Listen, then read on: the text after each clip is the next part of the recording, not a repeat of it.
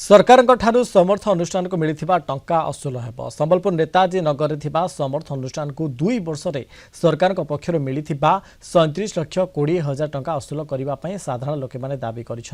समर्थ अनुष्ठान होता मानसिक अनग्रसर अंतेवासी को दुष्कर्म और निर्यातना घटना समुदाय 4 जन गिरफ हो जेल जापर यह अनुष्ठान को संपूर्ण सिल कर प्रशासन तेज राज्य सरकार देथिबा टंका सुविनियोग हो न सामाजिक सुरक्षा विभाग पक्षर सरकार को जणाई दिया तेज सरकारी टंका किपरि आदाय करा सामाजिक सुरक्षा विभाग प्रोसेसिंग आरंभ करिछि।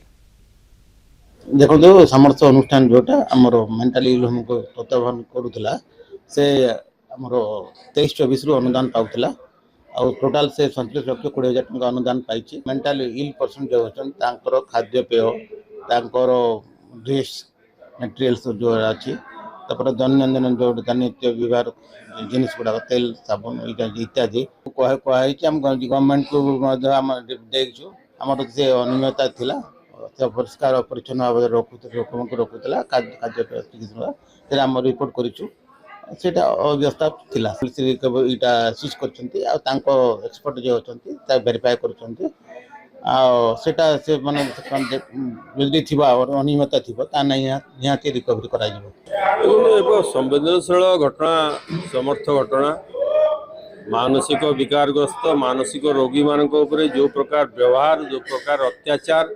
से समर्थर मालिक एवं कर्मचारी जो भाया व्यवहार करुले तार तो प्रतिवाद है सरकार उचित कार्यानुष्ठान ग्रहण कले किंतु कथा हूँ सरकार संपत्ति रे सरकार प्ररोचना रे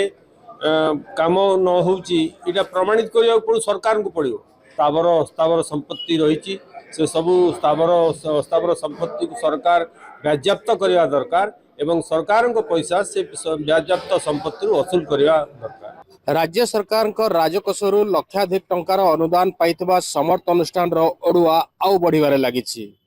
एबे जिला प्रशासन से टंका सबू रिकवरी करने को आरंभ करछि प्रोसेस सेपटे स्थानीय लोके मध्य समर्थ अनुष्ठान अनेक संपत्ति थिबा सूचना दैछन्ति तेबे प्रशासन उक्त संपत्ति को तुरंत बाज्याप्त करू बोली दाबी होछि। संबलपुर वीडियोग्राफर धर्मेंद्र पटनायक श्रवण गणपति कलिंग टीवी।